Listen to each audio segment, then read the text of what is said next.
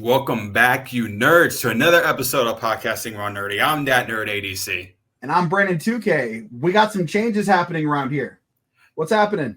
We got some changes. So if you can't keep up with all our lovely sponsors, they're going to be showcased throughout this whole episode. Right in the corner there by Brandon 2K, you got Streamyard and Apex, our two lovely sponsors. We'll get into them more later. But right now, we got something else to really talk about, and that's the fact that, man, we're at 102 subscribers. Wait. We're triple digits? We're triple digits. We're triple digits. So you know what that means, guys. What does that mean, Adrian? That means there's a giveaway. We promised you a giveaway once we went over 100 subscribers, and you guys got us to 102. After that video, it only took like 5 days to do it. Something like that. It was pretty wild. And at that time we were at 90. So we jumped, you guys answered the call, and now we're going to thank you by doing a giveaway. So to enter this giveaway, you're going to have to like the video, make a comment, positive or negative, don't matter, and subscribe. And for that, and then once you do that, if you're not already subscribed, and once you do that, we'll pick a name at random out of the people who do that to win, Brandon. We have this lovely Stream Deck headed to you free of charge, straight through. Make sure you guys follow, like, and subscribe to the video, to the channel, and we'll make sure that you guys are entered in the giveaway. We'll roll it. We might even do it live. It depends on how fast you guys get your entries in. We'll organize something to make sure that you guys know who wins. Make sure you're following all the socials, because that's the easiest way to win. That's the easiest way to win, is make sure you're on all the socials. So all the links are down in the description. Make sure you guys hit that follow button, hit that like button, hit that subscribe button, and we'll get you guys a beautiful Stream Deck to go right next to your lovely PCs or whatever you guys use for your streaming or podcasting, because, we support everybody around here.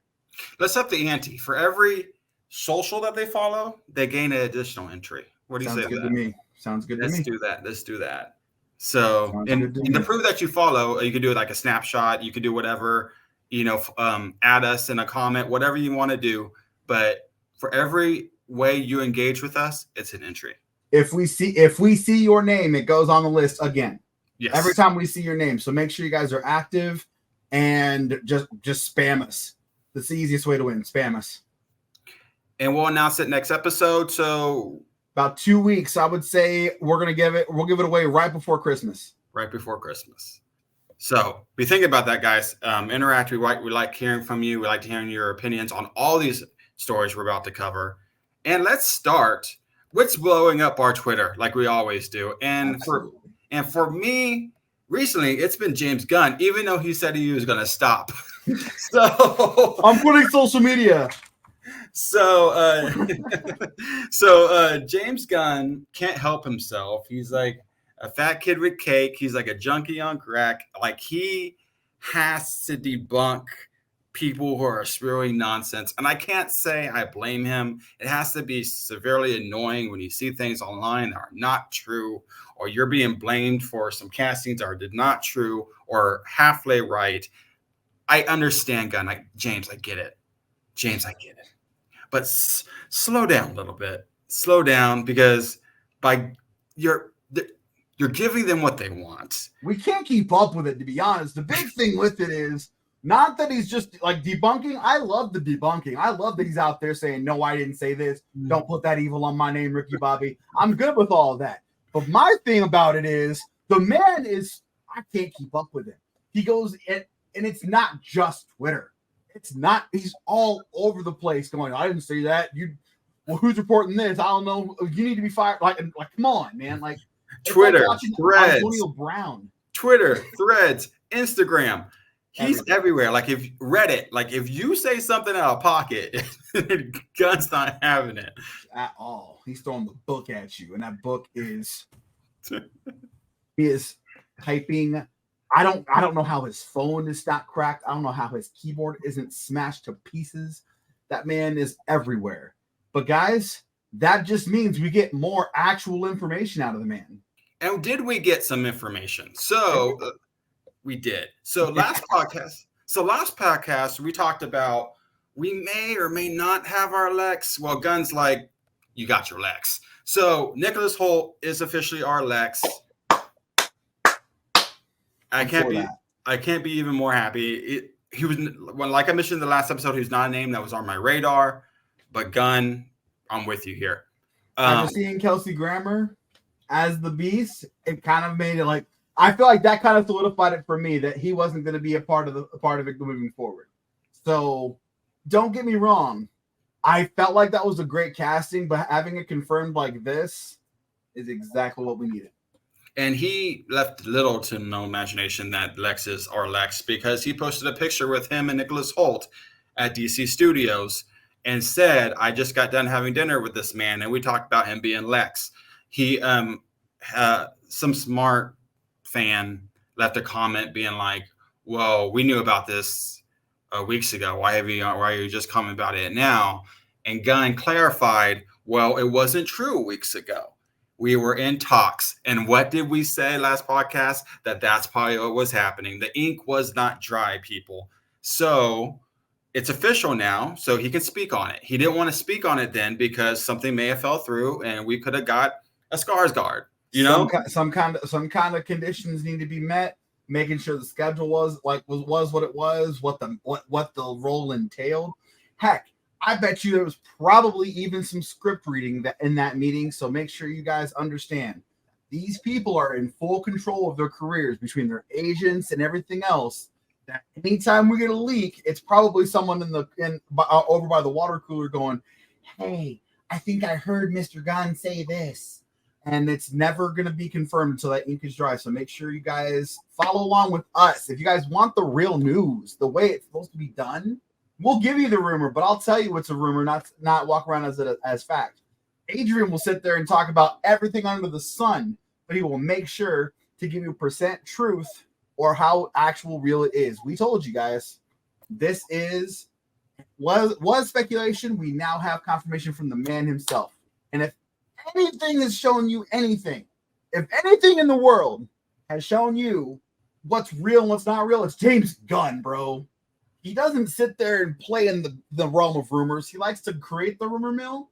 I know he loves having his name out there. I know he loves it, but he also loves coming correct.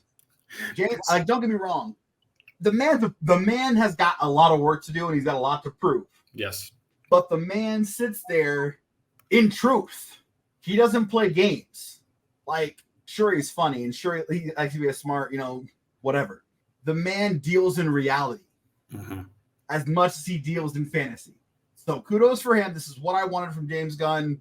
And I called him out. Like, this is back in CM days. Like, I called him out. I wasn't sure.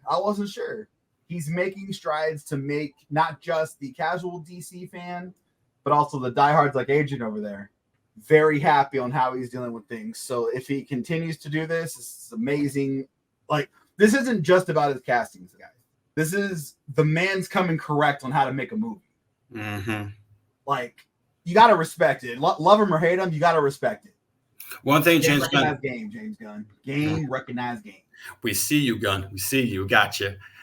So one thing Gunn has mentioned that he's getting a lot of flack for is he's like, the fact that a lot of people are like, is this even a Superman movie anymore?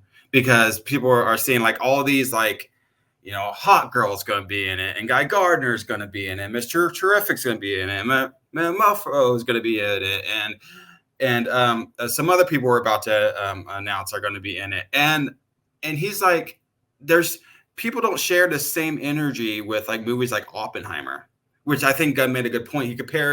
He brought up Oppenheimer. He's like, if you look at Oppenheimer's cast list and how many people are in that movie speaking roles, people don't go, oh, that movie wasn't about Oppenheimer because all these people were in it.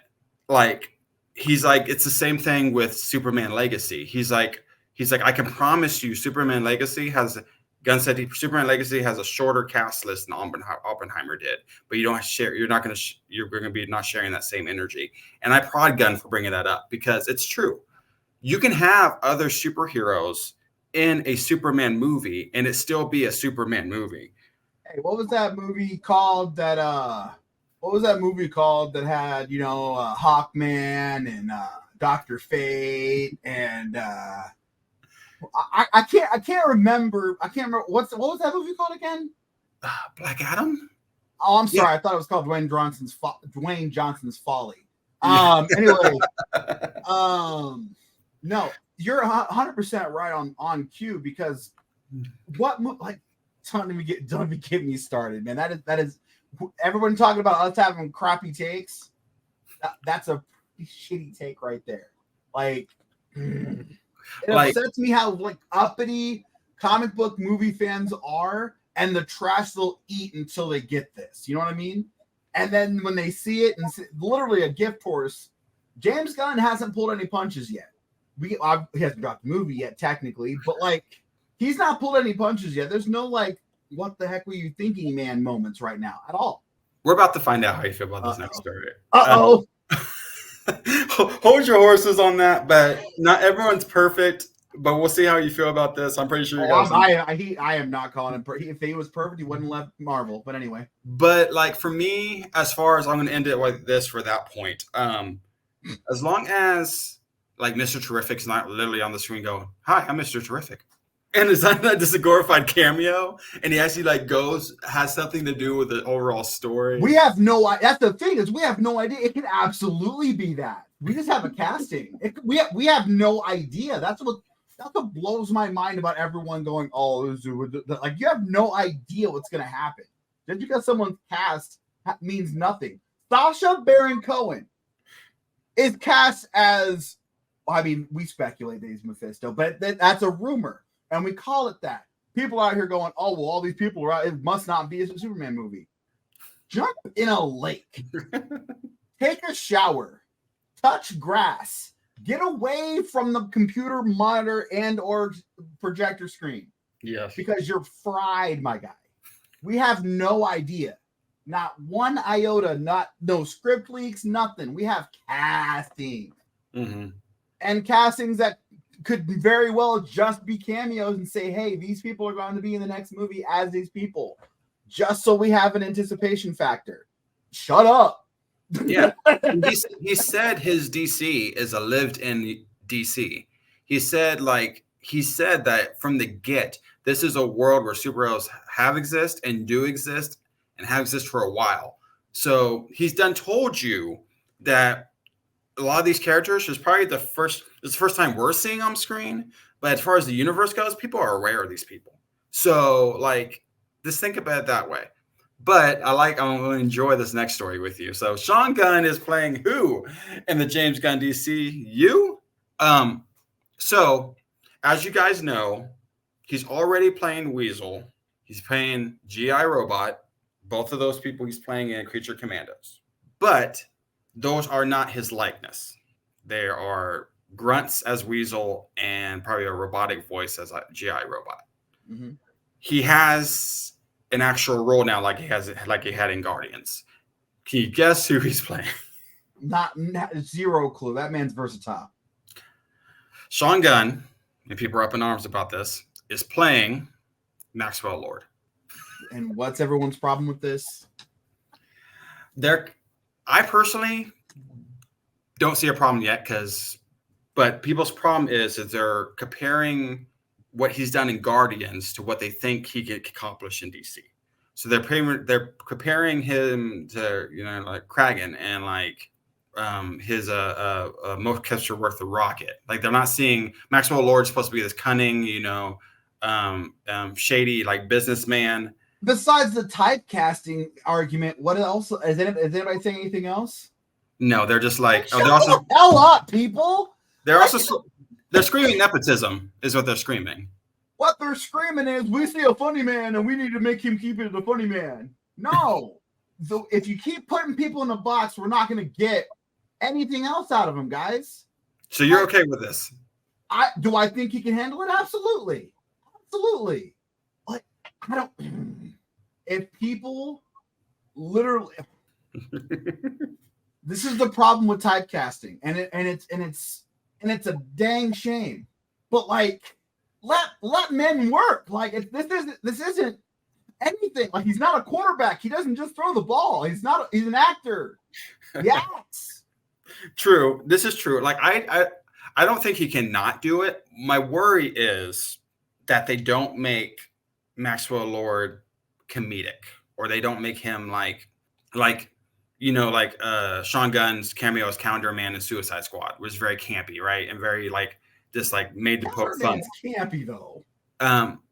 But do I think Sean Gunn could possibly pull it off? Yes. I haven't seen enough of his work to know. That's the point. All I already know Sean Gunn for is Guardians. And I think he was on Gilmore Girls back in the day. It's better than the Sam and Ted Raimi situation. I'll tell you that much right now. Yeah. It's better than that.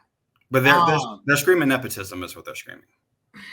But the only reason he got that big of a role in DC is because he's Sean Gunn. Because Maxwell Lord's a gigantic role in the DC universe. Like, let me tell you, he is so important. He might be more important than Yondu in the MCU. Yeah. No, guys, it doesn't matter. We do not know. We have no idea. So having an opinion saying, "Oh, well, I hope this isn't a nepotism thing," saying, "Okay, cool." But if you're out there barking for people's jobs, you better come with a better argument than nepotism for this, because you have no idea what they plan to do. Yeah, we don't know what type of Maxwell Lord we're getting. Sean Gunn could be perfect for the role, or he could be really bad for it, and it just be a bit part that they needed for a second. We don't know if he's going to be on the screen for more than 30 seconds.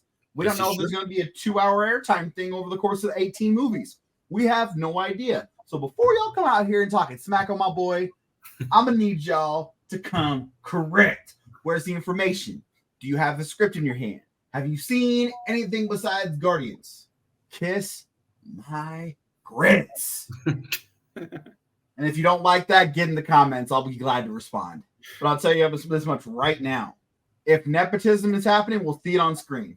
Until the product is in front of you, you have no idea. You can speculate all you want, guys. Speculate all you want. Don't put any disrespect on the name yet.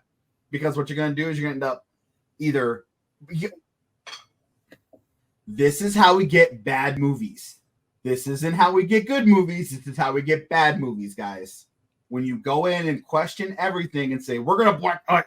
I bet you there's probably at least 15 signatures on that. We're going to boycott the DCU because Sean Gunn's Maxwell Lord because of nepotism. I guarantee there's something. Well, people are already doing that. Like, yeah. So stop. Let them cook. And if it comes out raw, if it comes out unseasoned, if it comes out perfect, we can eviscerate this man for it. And that's okay. But if you're literally just going on, oh, well, he can't do it. You don't know. You speculate all you want. You want to be wrong? Go ahead. Be wrong. We speculate on this show all the time, but we use facts and situations. Go ahead. I say you bring up a very good point. The fact that, we don't know if Maxwell Lord is a huge part. We're just going by comics, right? So we don't know if in James Gunn's universe, in the comics, Maxwell Lord's not a huge part. Never wrong. But if you look at like Golden Age, like he is a member of the Justice Society of America. He is so. If they're going with that angle, sure. Like Maxwell Lord probably will have some bit of a role if they're going. So does Hawkman. How much have we seen of him? True, but Dr. Fate. Like I'm telling you guys right now, the source material is deep. Mm-hmm. The source material is deep, and if you don't go into the source material and look, I guarantee you the people that are screaming nepotism haven't touched the comic book. Yeah, and also they're going to probably also what they're going to do is they're going to compare whatever his portrayal of Maxwell Lord is to Pedro, to Pascal, which I thought that was a terrible Maxwell Lord anyway, but that's my opinion. But it wasn't an accurate depiction. But people are going to compare him to that just because Maxwell Lord has already been done on the big screen, and I also don't think that's fair either, because it could be completely different takes. And it's a completely different acting scale. Like Sean, don't get me wrong. Sean Gunn is a professional. But Pedro Pascal's tapped to do Reed Richards. He was Jin Djarin and guys. And even before that, he was Doran Martell. Like Come on, guys. Like, you can't compare the two. You cannot compare the two, even though they were both in freaking Game of Thrones. I need you guys to understand that if we talk now and just use typecasting we don't get Patch Adams, guys. Sure. Like, we don't get Patch Adams. We don't get life. We don't get life because Eddie Murphy played cops in he played cops. If you guys look at before, no, like, and Martin Lawrence wouldn't ever left his department. Exactly. If we're gonna talk about typecasting, Martin Lawrence would never been a Bad Boys 2. Bad Boys 1, Bad Boys franchise, guys. So leave Sean Gunn alone is what we're saying. And unless you got notes, unless you come correct, leave him alone. He could be utter trash, but we'll have to wait and find out. That's the thing. But you guys can still talk about it. You guys can still speculate. That's fine. But don't come at us like you're like straight fact. We don't know. Always use the proper terminology when you're making your moves. Rumor, speculation. Rumor always rises to the top, baby. Opinion. Speaking of speculation. Oh boy. So Barry Keoghan recently did an interview and he was asked about Batman 2. And he said about the Joker coming back for Batman 2. And he said, basically said, I would love that. I would really love that. You could tell by my smile, right? Is basically what he said. And a lot of people are once again reading in between the tea leaves and are like, literally reading the tea leaves. Batman 2 confirmed. Barry Keoghan said it. And he didn't say it. He just said that he would love to be the Joker again. Batman 2 is confirmed, though. Batman 2 is confirmed, but there's nothing else in there. Yeah, the Joker part isn't confirmed. Yeah, at all. No. At all, guys. Don't get me wrong. But here's the thing, though. It's confirmed. There's no schedule. There's no nothing. Unless Barry Keoghan keeps his whole schedule open. He may not be available at the time for Batman 2. Like, on top of not just ability, perfection for the role, or anything like that, people's schedules don't allow for this. Dude, if he had time for Internals, he has time for Batman 2. Internals was a shitty movie. Oh, dude, no, that's not all he's in though. No, he goes crazy. He's like, I know. He's all, and honestly, I'm sorry, I shouldn't have used schedule. That was because he's not busy. Sorry, he's a great actor. Though. He's great. Great actor, but he's not currently busy. No. So anyway, this, like I said, again, speculation, all that good stuff. And if I was Barry Keoghan, I'd be teasing the heck out of it too, because you know how many times, however many clicks you get, it legitimizes your ability. It doesn't matter if you it doesn't matter when you say it or how you said it. But hey, I got 5 million likes on a video. I don't think it's up that high, but if I get 5 million likes on a video, look at this, and they'll be like, "Oh man, that's a big number." Oh, it gets his hat in the ring even harder. I love salivation. I did appreciate his Joker. I thought I liked it. So I would love to see more of him. That end credit scene or that stinger at the end with him as the Joker was pretty cool. I liked it. So I would love to see him more. It also gets me thinking, like, if James Gunn has a Joker, who is that Joker going to be? But that's another story for another day. We're so far removed from Batman Brave and the Bold. That's another thing James Gunn said. He's like, dude, I haven't even wrote the script yet. He's like, exactly. It's like, yeah. So because Batman Brave and the Bold is like, I think like 2028 or something like that, or 2029, or it's a while. It's out there. So we'll see if Barry Keoghan ends up being in Batman 2. I'm crossing my fingers because you just want the Joker, and you don't necessarily need Barry Keoghan to have that, though. You just want a new Joker. I do. Like all the other DC fanboys. We can't go more than 3 years without a Joker, guys. We can't do it. It has to happen. Where's our Joker? No. I'd be happy with Two-Face too. They better not ever touch that villain ever again. There's not one person I can think of like that I'm just like jumping out of my seat that needs to be a Harvey Dent. There's not one. So I don't think we get a Two-Face for a long time either. I think he's been properly assassinated. Unfortunately. Unfortunately. I mean, Black Mask maybe. Ewan McGregor come back. No. Anyway, video game corner. All right, guys. MK1 is not the best fighting game, and that's all I care about. Game Awards happened. A lot of people were really disappointed Baldur's Gate took so many awards. Some people were like, yay. Other people were like, no. I personally, game of the year was Spider-Man 2. That game was unmatched. But, of course, we don't have a vote, guys. We don't have a vote in that one. To this day, I think there needs to be a Critics' Choice Awards, completely separate from the actual Game Awards. I think that the Game Awards needs to be for the players.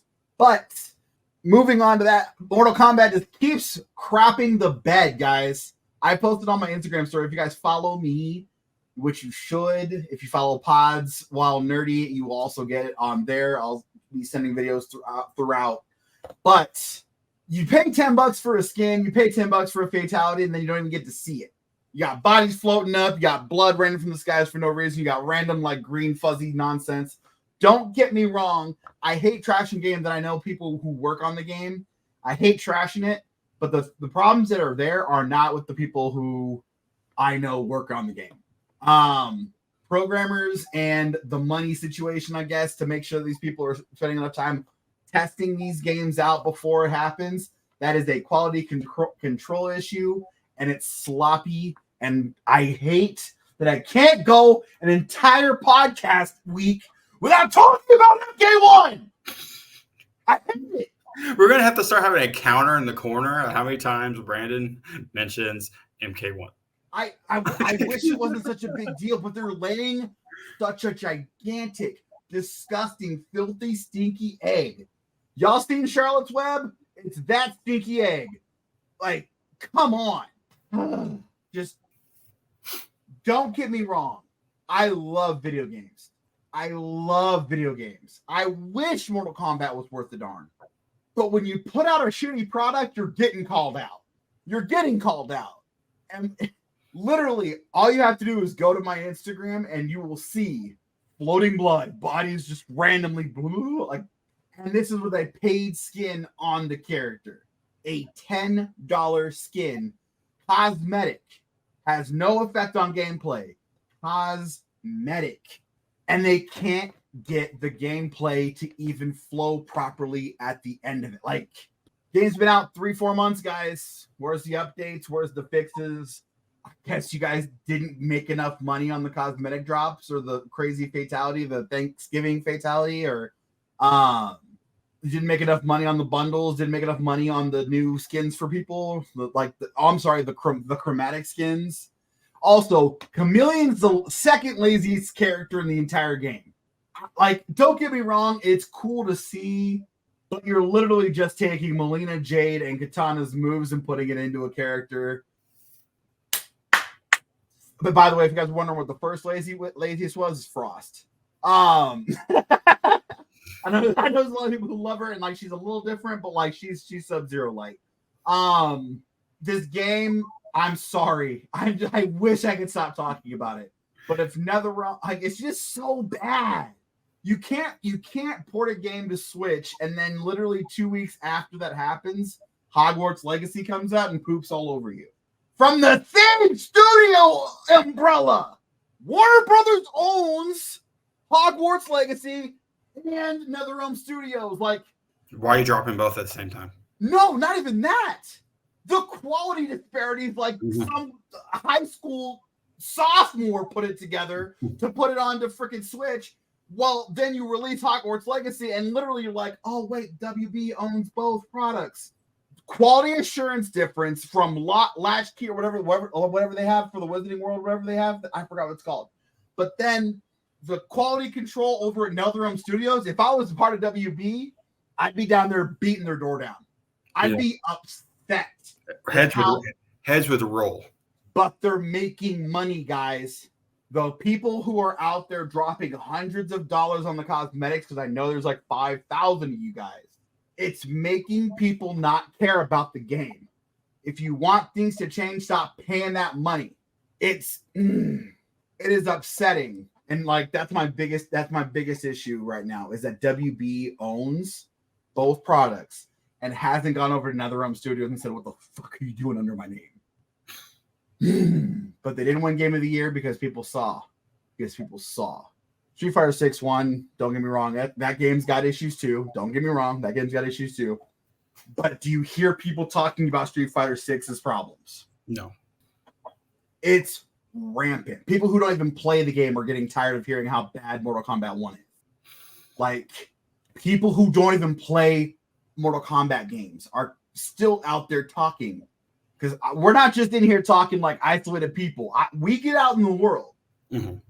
Everyone's talking about how bad Mortal Kombat 1 is. There's people who are like, "Oh, it's okay.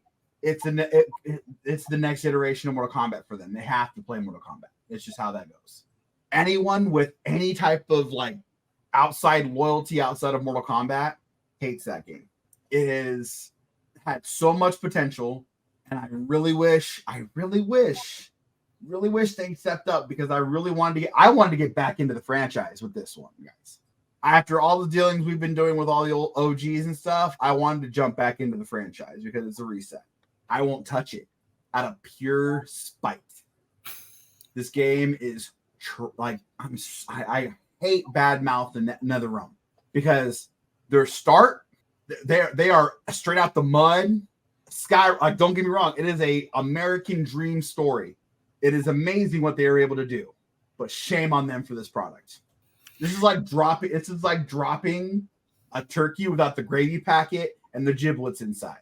Where's the game? Like, then we wait. How long did people wait for this game? How long did it was a long time. A long time. Shame. Every time I go to look at video game news, or if I go scrolling through gameplay videos of people playing anything, it's Mortal Kombat glitch, Mortal Kombat glitch, Mortal Kombat glitch. Why'd I pay $10 for a skin and this doesn't even work?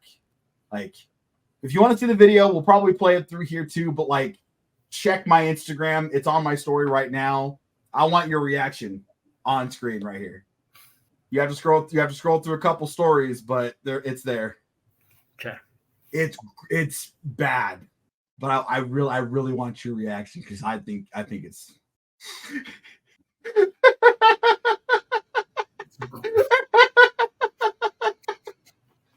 Did my face say it all? Oh, dude, I'm sorry, guys. He tried to hold it back too. He tried real hard to just be stone faced for that one. He couldn't do it. It's horrible. It's trash. Trash. Oh, it's trash. All right, you guys are gonna come at us in the comments saying that here we go with MK1 again. I tried, guys. I tried to be Switzerland at this. I tried. All right. There's a lot happening in wrestling right now. A lot, especially in the world of TNA. TNA, Scott D'Amore's like, we need a roster. We need people who are going to be basically exclusive to us. We need people with TNA contracts, and they have started. So Trent Seven signs with TNA. Some of you guys may know him from NXT UK. Yep, people have been going after a lot of UK talent lately. Yes. So they just had Final Resolution. Yes. So he debuted there. Also on that card was Zack Sabre Jr., not signed to TNA, but he was there. And yeah, they had a lot going to that UK talent sort of thing. So, but yeah, Trent Seven is now at TNA. So that's pretty cool. Will Ospreay likes to move. Mm-hmm. Will Ospreay likes out in support. He did, yes. He will be appearing. We'll talk about that a little more here in a second, but he'll be appearing for TNA in the future, which some of you guys are wondering how can that be, and I'll tell you in a minute how that is possible. Genius. So Trent Seven, Mustache Mountain, at least one half of it.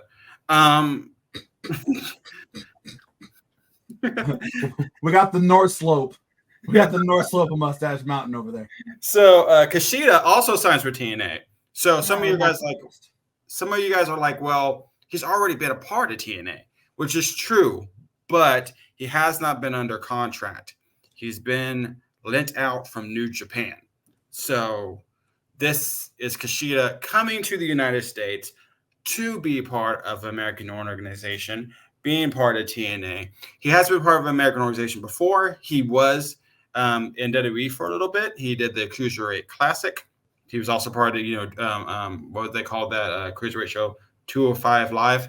Yep, 205 Live. He was part of that back in the day with TJP and a few others. So he's a very familiar name, very popular New Japan wrestler, very popular cruiserweight. And so I'm excited to see what Kushida does at TNA. This doesn't surprise me because he has been working for TNA a lot recently. His best friends are the Motor City Machine Guns, Time Machine people. So all that comes together. It just makes sense. I got to ask you, though, X Division champion? Very quickly. Yeah, they'll put it on him for sure. Because I can see them being like, we'll put it on you, then you'll go defend it a little bit in New Japan. Ooh, that's smart. Smart. I think that's going to go really well. I think he fits in nicely at TNA. I think that his brand fits in. I will say I'm excited to see some of the matches. There's a couple of matchups in TNA that I'm just like, I want to see him, and I forgot the initials. Is it POT? A PCO. PCO. Yeah, that'd be great. That'd be great. Or even though they're his brethren, just still, I'm thinking Kushida versus Chris Sabin. Yeah, I'm thinking Kushida versus Alex Shelley. I'm thinking Kushida versus well, he's gone now, but would have like Leo Rush would have been cool. Like there's just a ton of people that he can mix it up with. Just Chris Bay, Ace Austin. The list goes on. I think there's so many people, and same thing with Trent, by the way, Trent Seven. Like, he's a great brawler. Like, he's a great technical wrestler. And I'm thinking like he can mix it up and have really good matches with a lot of people as well. Trio matches. Mm-hmm. Trio matches as well. So these are real interesting real quick. So these are two. This would be the third, if I'm mistaken, third official signing for TNA. So the first one was PCO. Just actually signed a TNA contract. And now we have Trent Sabin and Kushida. And I'm pretty sure during the next month or so, you're going to hear about a lot more. So TNA has their first, Impact has their first TNA branded Impact taping January 13th in Vegas. So I'm pretty sure during those tapings, you're going to see a lot of faces you haven't seen before. Remember all those cuts that happened in WWE about 3 months ago?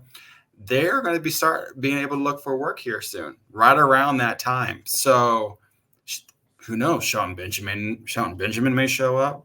Matt Riddle may show up. You don't know who will show up.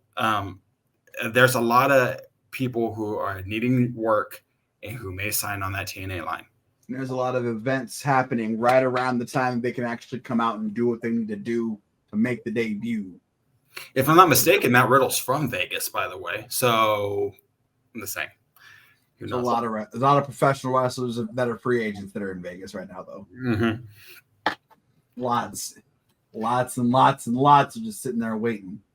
Speaking of people that were on the free agency list, Okada and Ospreay are appearing in the first TNA Impact tapings. They're not signed to TNA. Okada is New Japan. Ospreay is AEW. So how Ospreay is able to appear in the TNA Impact tapings in January, even though he's an AEW talent, is technically at that time he will not be.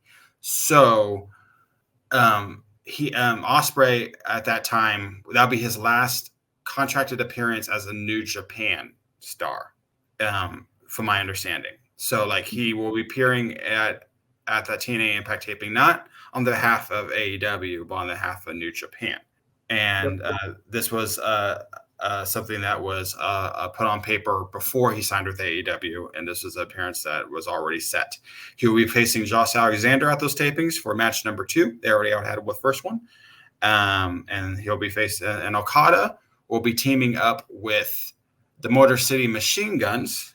The Rainmaker will be teaming with the Motor City Machine Guns to face. I need to look that up. I'll let you guys know in the comments. I totally spaced out, but he'll be teaming with them to face a couple of talents. So that's gonna be really cool. One cool thing about the Rainmaker, by the way, Okada, is this is not his first rodeo. And Brandon, if you can find that, that'd be great. This is not first rodeo with team. Is it a good match? I want to say Moose. Moose is coming in my head. That's one. Moose. Let's see if you can name him.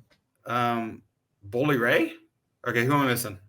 Brian Myers and Eddie Edwards. Oh, dang. That's gonna be a banger. So Okada, this would be his second time appearing in a TNA ring. Her first time around, he had very not good experience. They basically treated him as Kato. So, and he vowed that he would not appear in TNA again, but obviously fences have been mended. So I'm very excited to see both these people. We may have to buy this show because the Okada. We'll probably end up getting that. That match alone is going to be a banger, but I always want to see Ospreay wrestle. That's going to suck about AEW. So, like, I already watch a little bit of AEW. I already watch a little bit of WWE. I already watch a little bit of everything. That man does some incredible things inside the squared circle, and I can't not watch him. Right.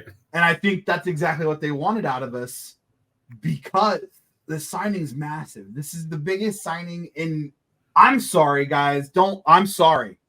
This is the biggest free agent signing in professional wrestling history. Period. Don't get me wrong. It's probably not the biggest contract there ever was, there's still a chance it could be a substantial amount of money. This man called his shot completely on the contract. He's getting exactly what he wanted. He may not have the astronomical amount, but he's a realist. By the way he carries himself and the way he does his craft, he knows what he's worth and knows what he needs to do what he wants to do in life. So on top of the stacks of money, which he got a lot of money. Khan paid out the butt for Ospreay. But because the only person who's paying inflation, which he knows is the only person who's paying inflation, is Tony Khan because he's got inflation money. The man's able to stay in the UK, fly in for events, train how he wants to, and call his. I guarantee you, he's calling his matches. I guarantee you, Tony's like, "Hey, I need you to do at least this, but whatever else, go ahead." A talent like that, you keep as happy as you possibly can.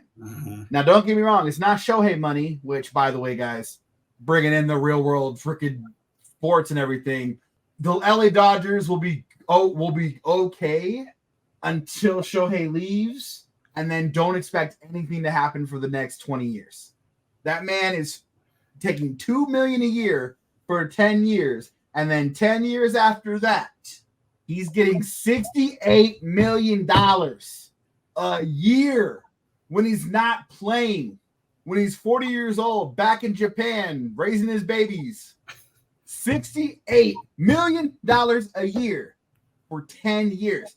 He is not Bobby Bonilla. I'm gonna need to make a graphic or get Jeff to make a graphic of Barry Bonilla passing the torch to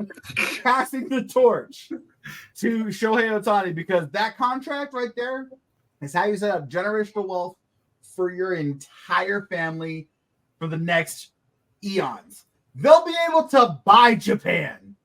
They'll be able to buy Japan by the end of this contract. It's nuts. It's absolutely insane. But back to what we were talking about. Ospreay got to call his shot because he is talented. Obviously not like Shohei, but of the ilk of Shohei Ohtani, because he is that good, he can do whatever the heck he wants to do. And I'm wondering how much money or what this still look like, because we'll never see it. We'll never see it. You're gonna imagine WWE backed up truckloads of money to Ospreay. And AEW, and it's official, AEW outbid. It wasn't just a structure, it was an outbid WWE. Selling less tickets, appearing on less TV. I wouldn't be shocked if they beat it by 30 or 40. It'd have to be by a substantial amount. I don't think WWE would allow him to stay in the UK. That's probably was a deal breaker too. Yeah, I think that helped. I think that helped AEW's I think that was huge in making the decision. But I would not be shocked if AEW outbid. They asked how much do they offer, and he said this much, and he goes, okay, well here's a little more on top. Here's the kitty, and you stay in UK. We'll fly you out first class for whatever you need to do. Mm-hmm.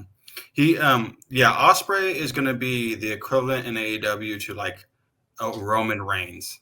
What I mean by that is, I'm not saying, don't come at me in the comments yet. Bear with me here, guys. What I mean by that, similar to a Roman Reigns or a Brock Lesnar or something like that, he's not going to be on weekly Dynamites, is what I'm saying. Ospreay is going to show up when he needs to show up to further fucking house too. Yeah, to further angles, but you're not going to get him on a weekly television. You'll get him leading up to pay-per-views, like maybe 1, 2 shows, 3 shows, building to whatever feud he's building at that time. But he's going to be like a Roman Reigns and a Brock Lesnar. You're not going to see him every week. He's going to be an attraction like he should be. And a spectacle. Yeah, so he's going to have a Roman Reigns, Brock Lesnar schedule is what I'm saying. I hope not. I hope they at least put him out for 6 months and then say go back to pasture for a little while. And because, turning on AEW also is a business and they're burning money right now and they're not profitable. So I don't see even if they wanted to be like Ospreay, we'll have you at weekly Dynamites and bring you from the UK every single week. That's not happening. That's not happening. Or at least they shouldn't. They've got, to be honest, I think the first 6 months, they've got to work him. They've got to work him hard. You think they do that? You think they bring him out? I think they have to. I don't think they have a choice. We'll give you a residency. We'll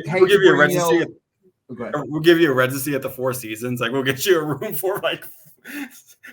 Don't buy him a house. There's houses somewhere. There's houses somewhere that somebody's not living in right now that he could stay in. No, free breakfast. What I think's gonna have to happen. I don't think it's gonna happen, but I think what should happen is Ospreay we have an Ospreay mania for 6 months. Let the hype die down after 6 months, and then work him like a Brock Lesnar, Roman Reigns. I wouldn't say like Roman Reigns right now. I'd say Roman Reigns like 2 years ago kind of schedule, which I think you meant too. Yeah. But no, I think you're 100% right. I don't want you to be right, but you're right. I was really hoping to at least see Ospreay for 6 months straight to kind of let everyone understand who the heck he is. That's my thing. Is like, don't get me wrong. My casual self, I appreciate art, and the man makes art, so I know who he is. But a lot of the filthy casuals that watch WWE and then like pop in for AEW every once in a while because they want to see what the competition's doing. I would smatter him for 6 months, and I'm not talking like maybe weekly, maybe bi-weekly, but still get him in front of eyeballs so that people are like, oh, and especially on cable, because you're on cable. You're not like you're on the streaming service technically, but you're on cable, my guy. You have a cable like belt. Like get him on TV, because not only do you have too deep of a roster, but nobody sees your roster because you basically bury it. We're seeing the similar people on TV all the time. All the time. So while it's awesome that you have these quote unquote spectacles, Ospreay outshadows everyone on your list talent wise. I'm including Edge, Christian. Ooh. Talent wise, no, they're not. Don't get me wrong. I agree with you. I'm just saying the casual fan would like blow a gasket about that comment right there. I'm becoming less and less casual. Yeah, because Bound for Glory kind of changed you. This man makes art. This man don't get me wrong. I'm fully aware that wrestling is quote unquote scripted. I understand all of that. There's certain people who can do certain things that other people cannot do in that ring, and that man has a lot under his belt that a lot of people could not pull off. I'm talking talent-wise, he is a generational generational. It's outrageous what he's able to do. I'm really glad he didn't end up in WWE because now the more I think about it, like his talent would be so wasted. WWE would not. I wanted him on TNA because, like, don't get me wrong, TNA is the lowest tier that I would see him like fall to. Mm-hmm. I don't think anybody else had a shot. No, TNA would have put him on, like, his talent would have like that. AEW's like the exposure possibilities are more than TNA, but I don't think his talent will be wasted at AEW because people would appreciate it, because people who like real, like, it's close. Like, don't get me wrong, TNA is my top tier product right now. As a product in ring, TNA is a top. It's beautiful what happens in that ring. Mm-hmm. AEW is cool, but they're on the production side of things. They're trying to create an experience, and I get that's what pro wrestling's about. And WWE is like, screw everything in the ring. Let's just go ahead to everything that's experience wise. By the way, Charlotte Flair, hope you get to feeling better, girl. That was an awful tumble. If you guys saw that, that was awful. Don't get me wrong, and I'm gonna get eviscerated for this. Don't get me wrong, Asuka's a great talent, but if there's more time training in the ring, stuff like that doesn't happen when you're not working on your face paint. Preach. There's a lot of truth in that. I'm sorry. I'm sorry. But when you're more worried about what you're wearing on the ramp than you are worried about the product inside, you guys can go, Oscar works harder than anybody. That's fine. I want to see tape. I want you guys to let me know where you're getting your information, because from what I've seen as a product in ring, WWE is slacking off. A lot of their people are getting very, very sloppy. And a lot of botches and a lot of problems, and someone's going to get really hurt. Another thing, why the hell was Charlotte Flair doing an off-air match with Asuka? Where does that make sense in the world? Why is that not on your television roster? Mm-hmm. So again, bonehead move, but people get hurt doing things they're not supposed to be doing. And when you put someone on that's supposed to be on TV, Charlotte Flair, and someone else who's kind of supposed to be on TV, Asuka, off camera, stupid stuff happens. So I'm sorry. Get better soon, Charlotte. The product's starting to get a little weak over there at WWE. Yeah. So I'm with you. I tune into AEW, Ospreay, not religiously. We went to the AEW event. I thoroughly enjoyed myself. They got a lot of talented people on the roster. I'm not into the weekly television just because it doesn't intrigue me. TNA is my bread and butter. TNA is my jam, and people could say it's. A lot of people still say TNA is crap. It's because they haven't gave it a chance since arguably when they. Yeah, exactly. So like, if you haven't gave TNA a chance, give it a chance. They're putting on a banger product, especially in that ring.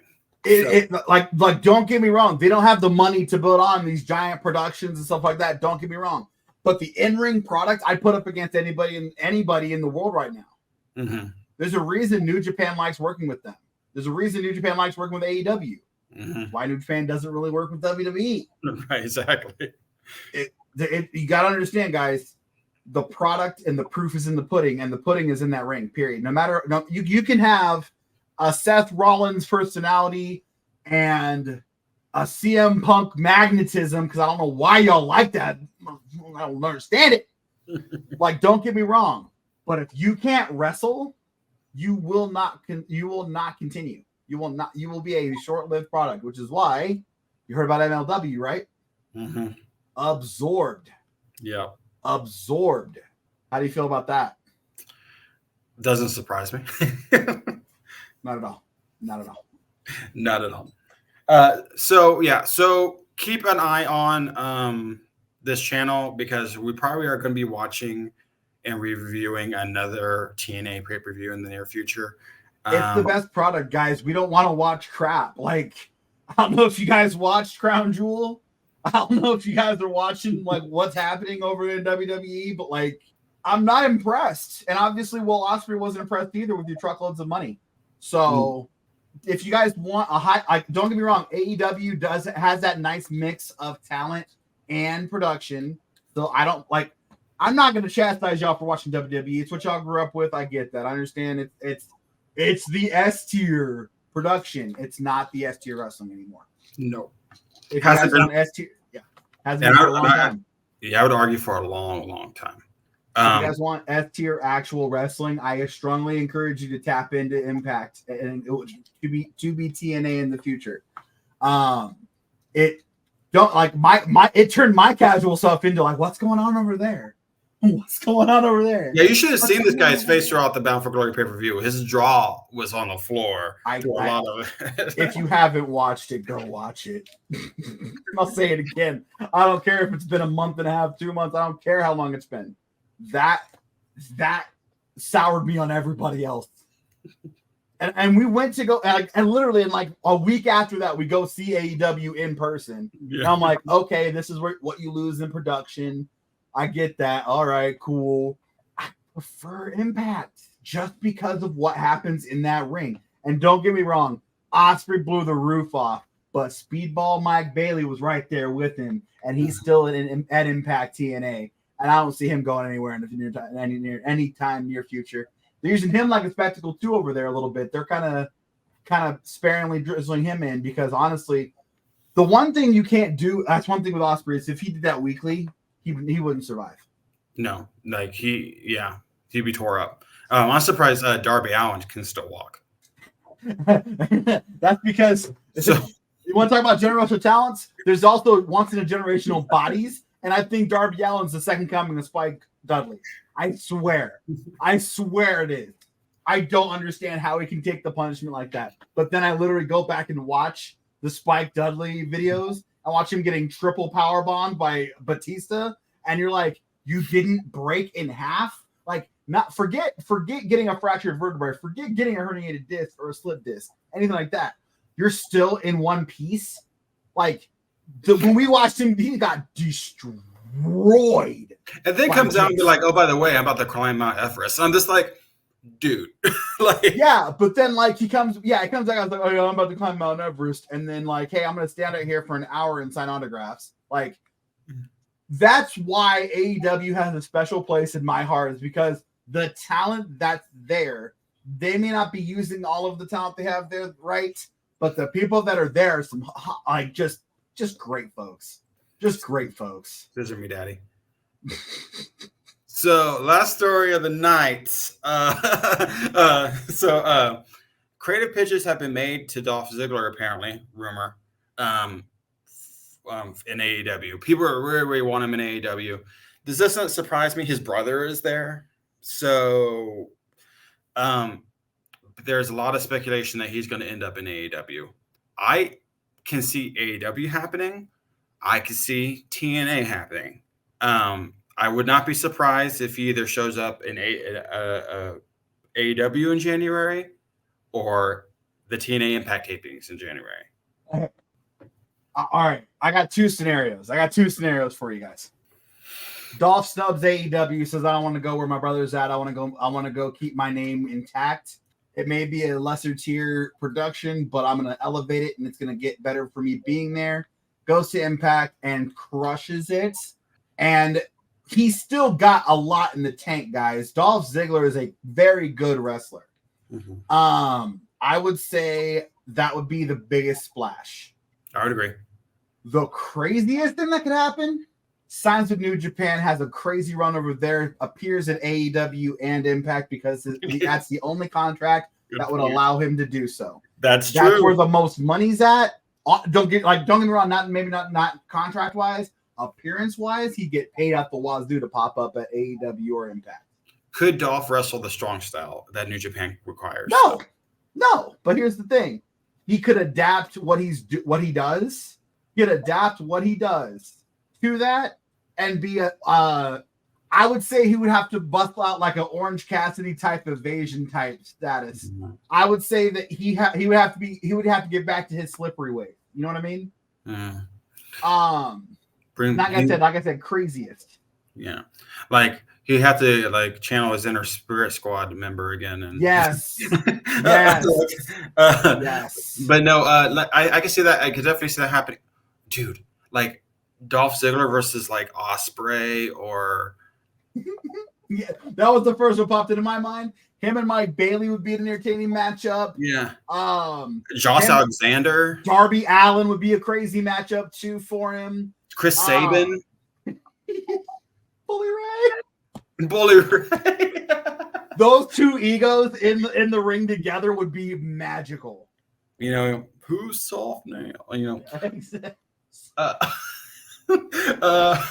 so good. Do you know who I am? Bully forever in my heart. I love that man. But so I'm gonna like timestamp this, and I'm gonna say these. These are my predictions. Okay. I think if TNA gets anybody, I think it's gonna be Matt Riddle, Mustafa Ali. Not saying that I want him, just saying the people are going to happen. Like Mustafa Ali, Shelton Benjamin, and potentially Dolph. I can see all four of those talents, TNA being very, very sexy to them right now. Because of going to about Brandon said, the schedule is super light. It's somewhere that they know that they can help build a company. They know that let's be blunt, will be perceived as a big fish in a small pond. So them making the jump to TNA, any of those guys, Dolph, Shelton, Riddle, Ollie, because they're just coming off of careers in the WWE, will add a lot to a product that's basically relaunching. And I can see Scott D'Amore paying up for that. I'm not saying they'll get all of them, but I'm saying at least one of those four names, I'm about 90% sure are going to end up in TNA. Which one it is, I don't know, but one of them will. Do you agree with that? I want all four. I want all four to go to TNA because I want Mustafa Ali to bring his game up. Mm-hmm. The only reason I don't like Mustafa Ali is because he's lazy. Mm-hmm. He's got all that talent and no go-go juice. Yeah. Don't get me wrong. When he has his moments, he definitely has his moments. But the man needs to become a workhorse. Yeah. I think every professional wrestler that has an ounce of talent needs to become a workhorse and get used to working a lot and not just hope that their big break comes along and they, people like them. Like, don't expect to be put over, work to be put over. Mm-hmm. And I want to make this clear. Mm-hmm. Out of those names I mentioned, especially Riddle, I don't want Riddle to go to TNA. I'm just saying I could see realistically as Scott D'Amore, who could show up at the January tapings and create buzz. Riddle is one. Dolph Ziggler is another one. Shelton to a lesser extent. Shelton's a great talent, but I'm sorry, Shelton, but like nobody's gonna be like, oh my God, Shelton. Yeah, He's also old, isn't he? He's older, yeah. But yeah, so I'm with Brandon. I'm hoping most of them show up in TNA. They probably won't get all of them, but they'll probably get some of them. And there's probably also names that they're that I'm not saying that they could end up getting, like Emma or Commander Aziz, or I don't know, but like Top Dollar, I don't know, but like there's so much talents that are gonna be looking for work here soon. So how old do you think Shelton Benjamin is? 47. If y'all ever questioned if this man knows what the heck he's talking about, the man's 48. By the way, but he just like in July, but like still that I thought maybe 40. He's 48. I think he's done. I think he needs to be done. I don't know. We'll see. We gotta see. I gotta see what he's got. Nobody see how long has it been since he appeared? Even when he was with the WWE before he get released, he had that thing with the whole Hurt Business thing with Bobby Lashley and all them, MVP. But after that, he kind of like went off television. Yeah, he hasn't been on television probably for 4 years. Oh, hold on, I got an idea. Let's see how long since last he appeared.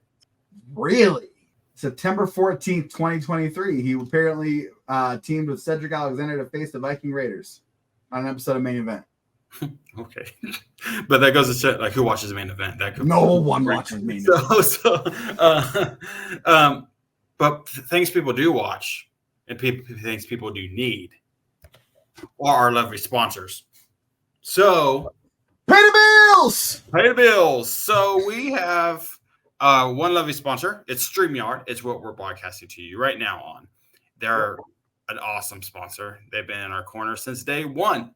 And if you want to save $10 off any pay tier, use our link in the description. It is an affiliate link. You'll be helping us out. You'll be helping yourselves out. And while you're streaming or podcasting, or because you use StreamYard for podcasting, streaming on Twitch, whatever your heart desires, StreamYard is a great partner. Whatever your heart desires. But while you're doing that and taking over the universe with your awesome creativeness, grab yourself some Apex Energy. We're still waiting on the suppliers, guys. A few months ago, Apex sold out completely, and then there was something wrong with the formulation, and something happened where they just haven't been able to restock yet. But as soon as they are able to restock, we are going to make sure to let you guys know. Follow our socials to make sure you are up to date with everything going on with Apex. We're just waiting on confirmation. As soon as we're able to get that going, boom, we will get you a brand spanking new link, or not a brand. Well, first we'll get you a new link, and then we'll get you a code to get you 20% off every tub you buy. Thanks to our wonderful sponsors over at Apex Energy. The energy drink without that funky toe fungus aftertaste some of these powdered energy drinks have. But I'll tell you right now, I love throwing a scoop of Bomb Pop into my Quick Trip drinks, my Quick Trip Sprites. It's just so good. So make sure you guys be paying attention to our socials for that. Going to taste very, very good going down all those drink holes. So, so with that said, it's the Apex Predator of your throat. That's what you just popped into my forehead. We love you, nerds. We love every last one of y'all. Thank you so much for getting us to 100 subscribers so sneaking fast. So fast. It's ridiculous. This journey has been amazing. I've been absolutely blessed to be able to take part with this journey with our boy Dat Nerd ADC, Adrian. This has been a ride, my brother, and we are just getting started. 2024 is going to be great, y'all. As always, our year, guys. So are you. As always, keep it nerdy, my friends.